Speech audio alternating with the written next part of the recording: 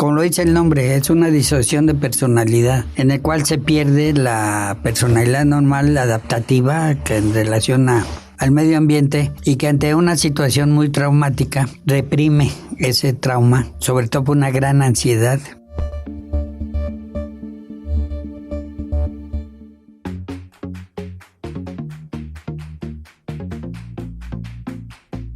Salud, turismo, cultura, deporte, educación.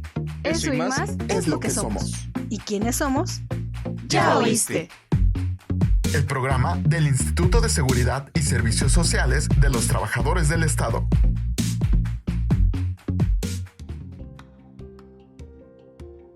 Hola, soy Claudia Mejía y estamos en un nuevo episodio de Ya Oíste. Hoy nuestra idea es hablar sobre, no sé si la gente que nos está escuchando ha visto estas películas que se refieren a los trastornos de personalidad. Yo le decía al doctor que está con nosotros fuera de micrófonos que la más conocida, creo yo, era la de Fragmentado, que tiene diferentes personalidades. Pero él me comentaba de una película que se llama Las Tres Caras de Eva. Yo no la he visto, pero saliendo de aquí la voy a ver. Bueno, para no hacerles más rollo, está conmigo el doctor Héctor Lara Tapia, que bueno, nos va a hablar de estos trastornos, porque también ya me comentó que son diversos, son distintos. Entonces, bueno, empecemos. ¿Cómo está, doctor? Muy bien, muchas gracias por la invitación. Pues como me comentaba fuera del aire, explíquenos qué son estos trastornos. Estos trastornos básicamente se caracterizan, como lo dice el nombre, es una disociación de personalidad, en el cual se pierde la personalidad normal, adaptativa, que en relación al medio ambiente, y que ante una situación muy traumática reprime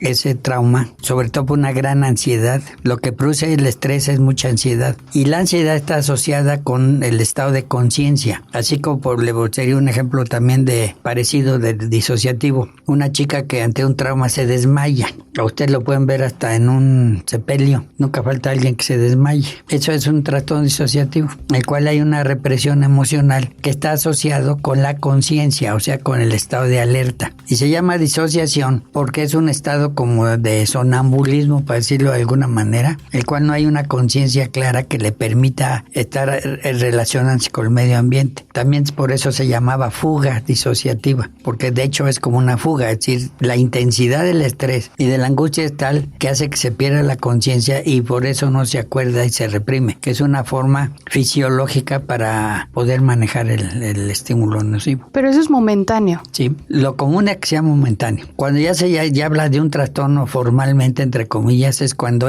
ya no nomás está asociado de inmediato con el problema que lo causó, sino que se puede estar repitiendo ante cualquier situación traumática, o sea, digamos que ya está sentido. Y entonces es una forma de reaccionar que tiene que ver con la personalidad. Entonces la gente se acostumbra, entre comillas, a responder de la misma manera, pero no lo hace conscientemente. Es decir, pierde la conciencia en ese sentido y puede hacer un montón de cosas sin que se dé cuenta. Por ejemplo, antes de venir aquí, vi una paciente que acaba de, por cierto, es psicóloga, para que vea que también a todos nos da, porque el estrés ella tiene un niño de 2 años que acaba de enfermarse de la epidemia esta que hay ahorita de niños de neumonía, y entonces parecía que tenía gripe o eso, y total se lo tuvo que llevar, y a lo que le llevaron le dijo, pues tiene una neumonía, tiene que quedar, etcétera. Y cuando salió del hospital, dice que de repente, cuando se dio cuenta, ya estaba camino a Cuernavaca. En vez de irse para su casa, iba para Cuernavaca, sin que se hubiera dado cuenta, hasta que se conectó por allá, a medio camino, y dijo, pues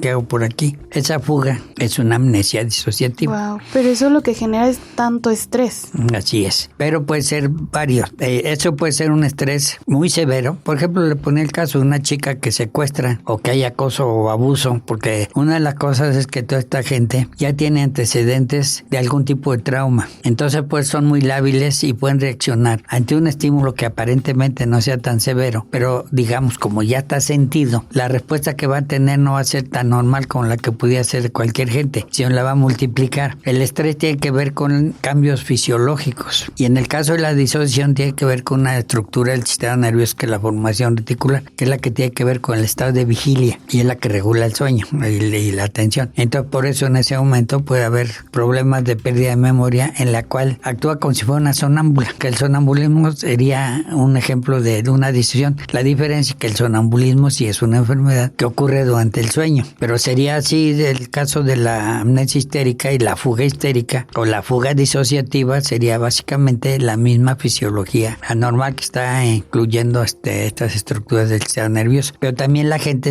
tiene un nivel de mucha sensibilidad para reaccionar de una forma exagerada ante estímulos que aparentemente no son tan intensos, pero pues está respondiendo así porque ya está habituada a estar reprimiendo. Por eso no es raro que se encuentre en niños o adolescentes que han tenido abuso en la infancia o que han tenido problemas, en lo cual tiene esa fuga. Y la amnesia disociativa es la más frecuente. Y esa es muy frecuente. Ya los casos de trastorno de personalidad, eso ya realmente son bastante raros. Pero sí sucede. Bueno, claro, sí, claro, sí. Bueno, sí suceden que por eso está en la clasificación de enfermedades, ¿no? Sí quiero hablar un poquito de eso, pero antes quisiera saber de este trastorno disociativo. ¿A todos nos puede pasar en algún momento? No, es decir, eso depende de la madurez de personalidad y la forma de afrontar los problemas que tenemos. Es decir, esta es gente muy lábil. Es decir, la disociación ocurre en gente que ya está muy sensibilizada y es muy diferente a lo que puede ser una gente que tenga más madurez o que haya tenido problemas pero que los haya resuelto en una forma adecuada. Porque esto también lo que está implicando es que está guardado, ahora sí que tienen sus guardaditos y entonces es como un vaso de agua que le está hecha hasta que se riega. Y en este caso pues puede ser un evento traumático. Le voy a poner otro ejemplo que ha habido muchos durante los terremotos y durante lo que pasó. Uno puede ver hasta videos de Acapulco y uno ve muchas crisis disociativas. ¿Por qué? Pues la gente que perdió todo de repente ya no sabe ni dónde anda. Eso es una fuga y es una amnesia disociativa. Es muy evidente ver qué te está pasando, ¿no? O qué te pasó en el momento. Entonces es muy importante que esas personas sean tratadas. Por supuesto,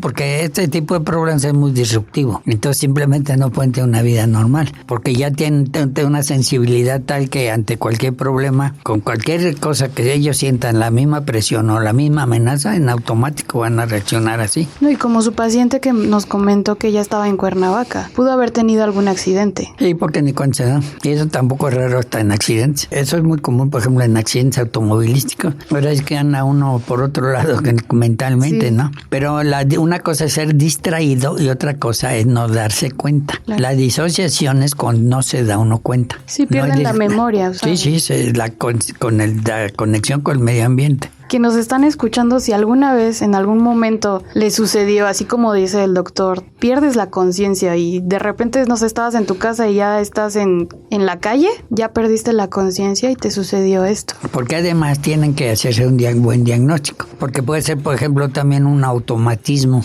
que también es, por ejemplo, la crisis de pequeño mal, que hay ausencias, pero en ese caso es una alteración neurológica, y que se desconecta uno y puede estar haciendo cosas. Hay automatismos en la epilepsia, en la que se desconecta y puede seguir haciendo lo que estaba haciendo, pero no se da cuenta. Pero ya es un problema neurológico. En el caso de la disociación no hay alteración del sistema nervioso. Es una alteración, pero funcional, no por daño. ¿Y esto puede relacionarse también con la depresión? Claro. Esto, cuando el evento se repite, es muy común que haya cuadros de ansiedad y depresión, porque esto es como todo. La primera reacción ante una situación traumática es la ansiedad. Pero si ese problema no se resuelve, entonces el mecanismo de defensa se fatiga. Es decir, la ansiedad es una respuesta adaptativa. El famoso estrés es una reacción de alarma del organismo, pero es adaptativa. Pero si uno no puede resolver el problema, o el problema que tiene, lo trae uno en la memoria. Es decir, son gente que está rumiando todo el tiempo eso. Y entonces además puede tener miedo que le vuelva a pasar. Sobre todo si está dando cuenta que tuvo en algún riesgo. Y entonces pues no es raro que después de esto siempre se acompañe de ansiedad y depresión. Es decir, si hay un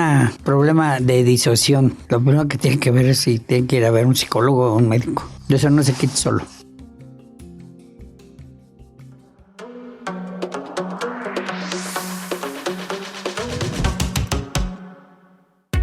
¿Ya nos sigues en nuestras redes sociales oficiales? ¿No? ¿Qué esperas? Búscanos como ISTEMX y síguenos en Facebook, Twitter, Instagram, TikTok y YouTube. No te vayas, que esto aún continúa.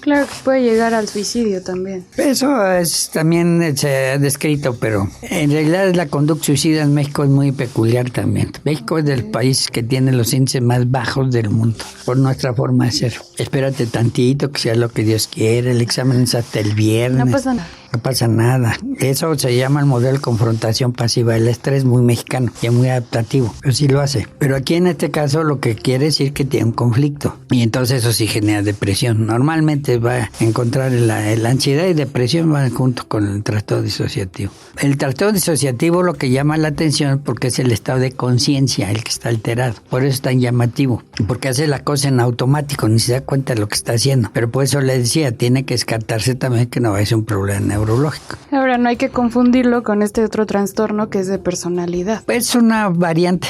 El trastorno de personalidad disociativo, que es la personalidad múltiple, es una variante más severa. Háblenos un poquito de ese trastorno. Dice que no es tan común, pero obviamente sí sucede. Ah, sí. De hecho, puede haber hasta rasgos. La diferencia que hay, la gente puede tener formas diferentes de manifestar los problemas. Es más, uno de los problemas comunes cuando hay problemas de pareja. Ay, pues ya cambiaste, pues no ha cambiado, lo que pasa es que está manejando los problemas de otra manera. Hoy en la mañana también platicaba con unas doctoras y hablaban de cómo cambian las parejas. Entonces, pues no es que cambien, pues depende por qué se hizo la pareja. Y si una pareja es, entre comillas, histérica, le digo que no se utiliza porque suena peyorativo, pero si es muy explosiva, por ejemplo, la del trastorno límite de personalidad, pues esa es muy explosiva, esa es muy dada a tener trastornos disociativos también. Pero en ese caso el trastorno disociativo no es primario, sino está que dentro de otro cuadro. O sea que eso es lo interesante. Puede ser puro, como trastorno disociativo, o ser un síntoma dentro de otro tipo de problema. Tan complejo y tan sencillo a la vez. Sí, pues es muy interesante además. Pues además eso lo ve diario. Como se ve en las películas, ¿no? Como usted me estaba contando hace ratito de las 3 Evas, que una era muy mala y que la otra era muy linda. Le decían Eva Black, Eva White y Eva Grey.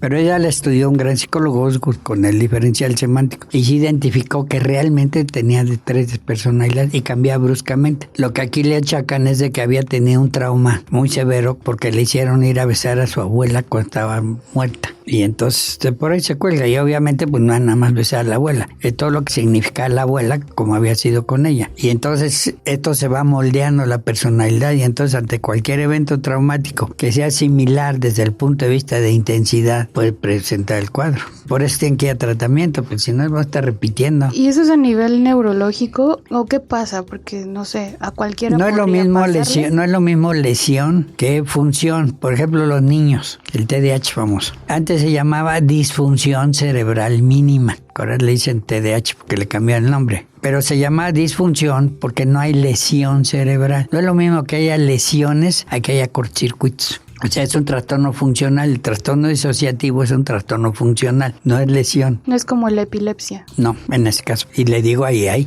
los automatismos o las ausencias pues son muy parecidas. La diferencia es que en este caso es una descarga neuronal. E incluso hay muchos estudios también ya con los nuevos métodos psicológicos de hacer registros poligráficos. Pues hay muchos estudios sobre la disociación. ¿Y cómo ustedes pueden diagnosticar? ¿Usted ha tenido un paciente así? Sí, pero ya por derecho antiguo. Sí, pues yo estuve antes de estar en la lista, estuve en el Instituto Nacional de Neurología, ahí ya era otra cosa y de concentración. Y pues ahí son enfermos neuropsiquiátricos, por eso la psiquiatría es muy diferente. Y como es de concentración, pues sí ve uno. Incluso hay casos en los que, ahorita me acordé de algunos que tuvieron que pedirle tenía una personalidad y hablaba en húngaro, aparentemente. ¿Y eso cómo es? O sea, si hablaba húngaro y nunca lo estudió. Pues no, pero todo el mundo pensó que era húngaro. Hasta que llamamos a un miembro de la embajada y dije, no, pues eso no es húngaro. Eso se lo inventó, ¿no? Pues sí, y ese tipo de cosas sí pueden tenerlo. Ahorita estaba recordando también un caso de un asesino serial que se hizo pasar diagnosticado por trastorno múltiple, de personalidad múltiple, y en realidad no lo tenía. Solo fue que... Sí, le parece para salvarse. Es lo mismo que decir yo no tengo la culpa porque no está yo consciente de lo que sea. No, pues es muy diferente. La personalidad del delincuente es una personalidad muy patológica. Sí, hay muchas cosas que puede hacer, ¿no? Y además siempre son inocentes. Pues sí, ahí lo importante fue que se diagnosticara bien. Y es lo de cajón, pues es lo mismo en este caso, porque puede ser lo mismo una plática casera y otra cosa es verlo a nivel especialista. Y por ejemplo, estas personas pueden tener una vida normal, entre comillas. De hecho, sí. O sea, mientras no se le toque el conflicto, la pueden tener normal. Pero con sus personalidades. No, porque no son duraderas. Estos son como flashbacks. Así puede tener un periodo, pero dura poco. No ¿Y la después tiene. ¿Puede surgir otra o sigue siendo la misma personalidad? No. Ese es el chiste de la personalidad múltiple, que realmente está estudiado con pruebas de personalidad, pues tiene que ser un psicólogo bien entrenado, que realmente tiene una persona. Es decir, todos tenemos rasgos de personalidad diferentes. Por ejemplo, si usted es muy puntual, son rasgos obsesivos de personalidad, pero no es un trastorno obsesivo, porque no está siendo incapacitante, simplemente son rasgos de personalidad. Si usted es muy limpio, muy pulcro, bueno, pues eso son rasgos obsesivos también. Si es muy dramático, pues a lo mejor le sirve para hacer canciones. Ahorita que venía para acá en la ambulancia, venía yo lleno de la música de Juan Gabriel y de no me acuerdo qué otro, y yo decía, pues este cuate era, ¿en qué momento de su vida emocionalmente estaba así? Sí, o sea, uno tiene rasgos, ¿no? Uno tiene rasgos de personalidad de todo. Tenemos rasgos de ansiedad, tenemos rasgos depresivos, a lo mejor uno es melancólico, pero mientras no sea incapacitante y no de síntomas, pues uno su vida normal. El problema del trastorno disociativo que es muy disruptivo, es decir, esos periodos le impiden que tenga una buena relación con el medio ambiente y además son muy lábiles ante cualquier situación traumática que les recuerde o tenga la intensidad del problema que lo originó, van a reaccionar así. Todo entonces sí, claro, pero eso ya son rasgos de personalidad, cómo aprende uno a afrontar los problemas. Esta gente es muy lábil, de hecho diría que es muy madura. A comparación de lo que uno puede pensar.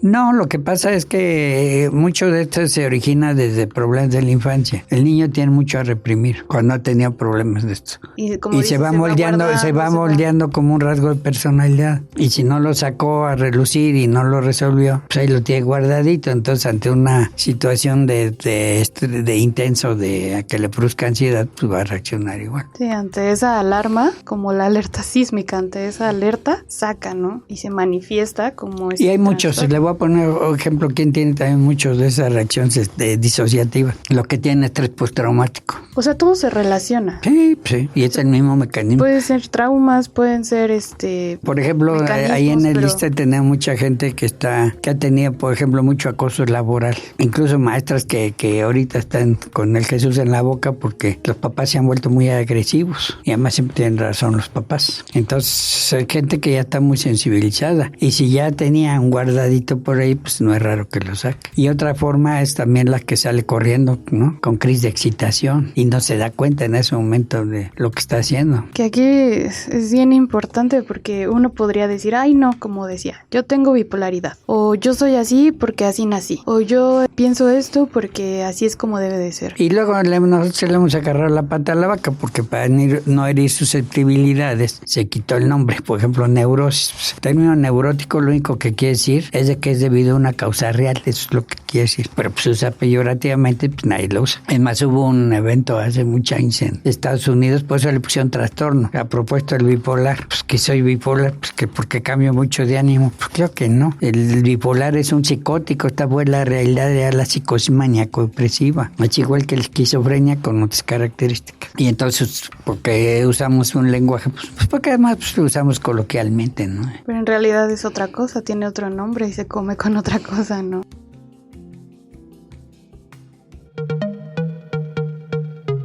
¡Hey tú! No te muevas, esto aún no termina. Y si te perdiste algún programa, puedes escucharlo en tu streaming favorito. Estamos como Ya Oíste.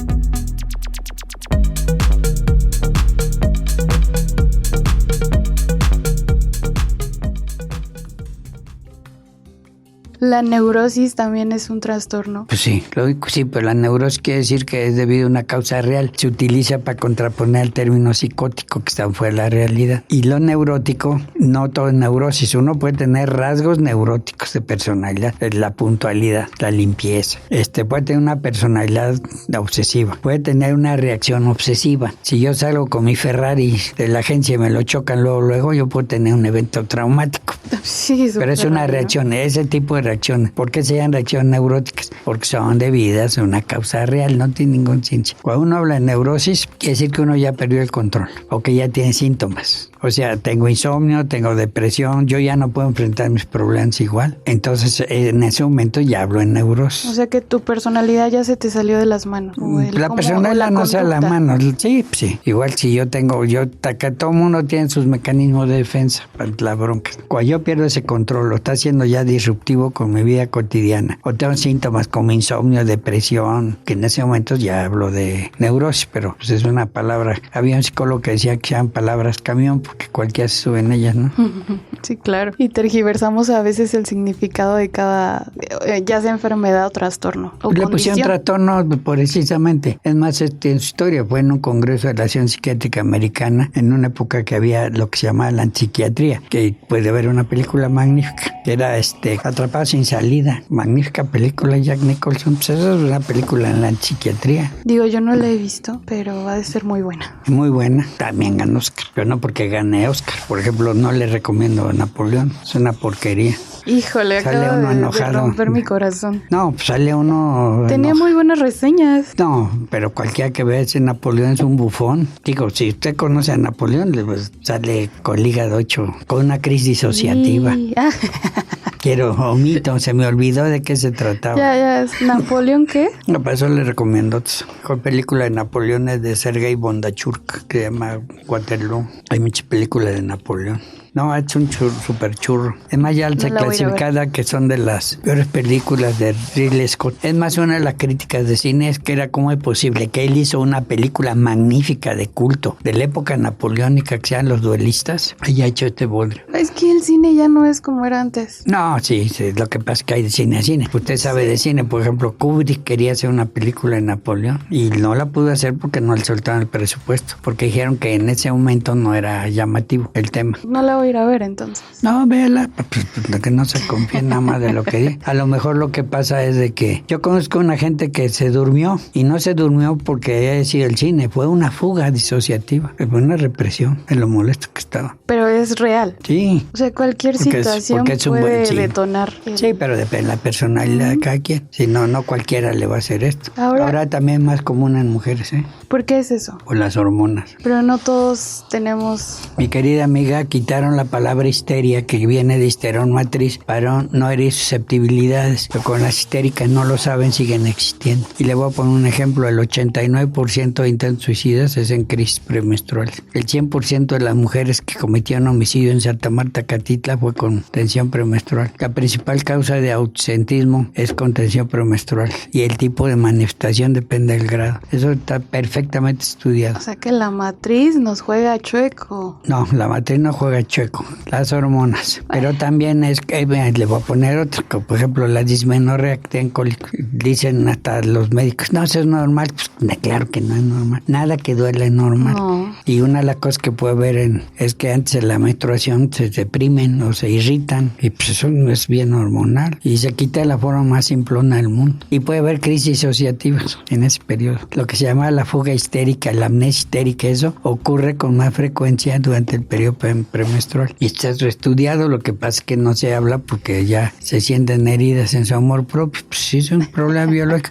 Además se corrige tan fácil, pero tan fácil como... ¿Cómo se corrige? Pues regularizan los ciclos menstruales con hormonas de 3-6 meses y se quita. Igual que el dolor, pues el dolor es por retención de agua, pues usan diuréticos, se quita. Y se modera el carácter. Bueno, es más, se podían prevenir. Tendremos que... Eso está publicado. Probar. ¿Y dónde cree que está publicado, por cierto? Los mejores estudios que hay sobre esto están en la revista médica del ISSSTE. Vamos a tener que investigar y probar esa situación. Pues, le doy las referencias, porque además son mías. Muy bien. Ahora, cuando, por ejemplo, ya hoy en día tenemos... ¿Quiere que le dé a propósito a bibliografías así resumidas de esto? Sí, para la sí, por ejemplo, lo que me decía el trastorno múltiple personalidad, pues sí existe, pero la realidad es que es rarísimo, rarísimo. Súper raro, pero puede suceder. Pues sí, pero pues que son garbanzos de libra. Yo diría que cada vez que uno vea a uno de esos hay que llamar a todos los colegas para que lo conozcan. Así de raro es. Lo que pasa es que es muy llamativo. Y es muy llamativo pues, porque todo lo que suena... La psiquiatría puede ser muy llamativa y se presta mucho a estas cosas. Y por ejemplo, allí no le dije, pero hay muchos estudios que se han hecho hecho con registros poligráficos para medir el estrés en estas personas. Y hay pruebas, obviamente, que se utilizan para verla, incluso si hay diferencias de personalidad. La película esa que le dije es de un libro, y ese fue un caso muy sonado porque el que lo diferenció muy bien era un gran psicólogo americano, que era Osgood, y él tiene una prueba que se llama el diferencial semántico, cómo forma conceptos, y de veras son 3 personalidades. Y es más, hay diferencial semántico de los mexicanos. Hay un libro sobre el diferencial semántico del idioma español. Qué interesante. Que son los conceptos que nosotros tenemos hasta de la madre y del amor. Usted puede agarrar una palabra y medirle y hacer una escala y le da significado. ¿Saben que se usa mucho eso? En política. En Estados Unidos lo usan mucho, se usa mucho en marketing. Por ejemplo, cuando metieron un whisky japonés, que no puede ser whisky porque es japonés, que es el Suntory, uno le pone el concepto, así como forma conceptos, lo acepta la gente, se lo pone. El concepto de valor de lo que es la Coca-Cola es igualito al concepto de la madre en México. En México se metió el concepto de Coca-Cola con rasgos de lo que es la madre. Ay, no. Pues sí. Ay, no. Pues sí. Qué decepción. Pues sí, así es. Y por ejemplo, para meter el whisky Suntory, ¿qué palabra, qué significado tiene semánticamente el samurái? Un guerrero. Todos los valores que tiene el samurái salieron para la propaganda del whisky Suntory. Eso se usa mucho en mercadotecnia también. Y se usa en campañas políticas. En Estados Unidos lo usan mucho. Ahí nomás hay 2 partidos, el republicano y el demócrata. La usan mucho. ¿Qué tipo de conceptos tiene? Y se van sobre eso. Pues para finalizar, aquí vi una parte que decía ¿cuándo acudir al especialista o a una persona especialista en estos trastornos?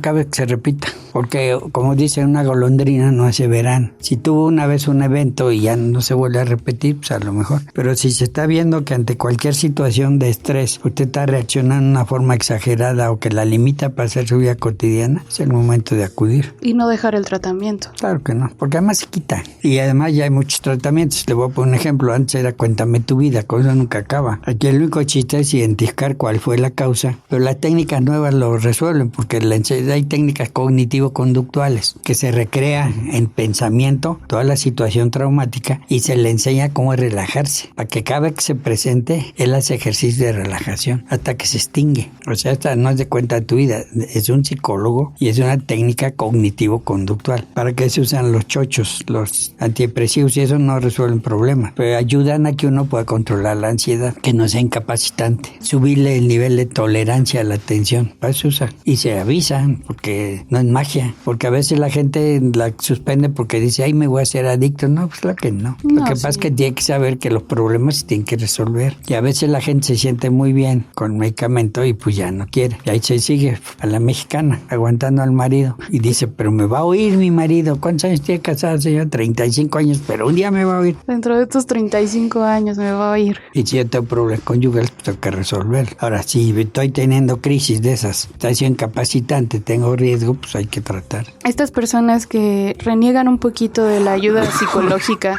Eso son cosas culturales. Si la gente no le tiene confianza, pues sí. Le tiene más confianza a un brujo. Sí, pero claramente... O que vaya... A lo mejor la curan mejor en el mercado de Sonora, ¿no? Con veladora de chango. Tienen un problema se llama pensamiento mágico, pero pues sirve. Todos tenemos algo de pensamiento mágico. Por ejemplo, si yo voy en peregrinación a la Virgen de Guadalupe, es pensamiento mágico, pero me está dando confianza, me está tranquilizando. Se vale. Pero también se vale acudir a un especialista. Sí, pero es más difícil. Sí, claro, es más difícil. O más costoso. Puede ser también. Aunque la seguridad social y en general está cubierto, porque por ejemplo la gente no tiene seguro, ¿oíste? Pues puede ir a salubridad. Todos los centros de salud tienen un departamento de higiene mental. No, y ya ahora en los metros, en las estaciones de metro también pusieron... ¿No sé? Pero ahí por el riesgo a que se vayan a aventar. Digo, sí, pero también hay una ayuda inmediata quizás, pero no se aprovecha. No, porque son cuestiones de educación médica. Y pues sí hay que hacer mucha talacha por el lado de educación para la salud. Salud mental sobre todo. Pues de las otras. Pero yo creo que si no estamos bien en nuestra salud mental, quizás la física también. Mire, yo se la pongo más fácil a todos mis pacientes. Yo les digo que todo, por ejemplo, usted le diría, Cada vez que usted se arregle en la mañana, se ve en el espejo y mientras se arregla, dice qué guapa soy y tengo derecho a ser feliz. Uno tiene que pensar en ser feliz, así de simple. Y nadie que esté sufriendo cosas de estas va a ser feliz. Sí, es difícil. Y es muy disruptivo porque pues está interfiriendo con su vida cotidiana. En cuanto no tomemos acción para poder estar bien. Pero esa es nuestra forma de ser, le digo, el modo de ser el mexicano está perfectamente estudiado. La psicología del mexicano está estudiada. Incluso nosotros, yo trabajo mucho en cosas de sociocultura y psicopatología. Me recordó mucho a mi hermano que a él le pasa algo y solo se queda así como de, pues ya ni modo, ya pasó. Eso se llama confrontación pasiva del estrés. Y para él está bien. Porque con eso se reduce la ansiedad. Es decir, esa forma de ser el mexicano está estudiado que es para reducir la ansiedad. Porque cada vez que he querido ser activo, pues nos han invadido, ¿no?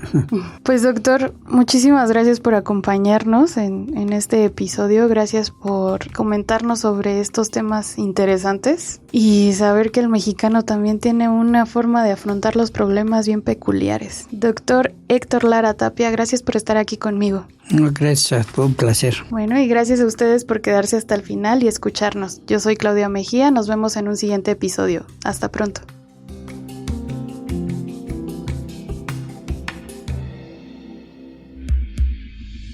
Este programa es realizado gracias a la colaboración de Claudia Mejía, Antonio Tapia en la producción, Cristian Ortiz y Ámbar Mora en la producción ejecutiva. En comunicación social, Alma Rosa Rivera. En la dirección general del ISSSTE, Dr. Pedro Centeno.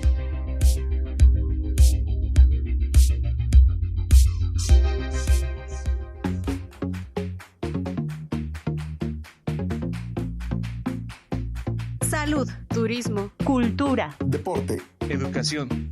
eso y más es lo que somos. ¿Y quiénes somos? Ya oíste.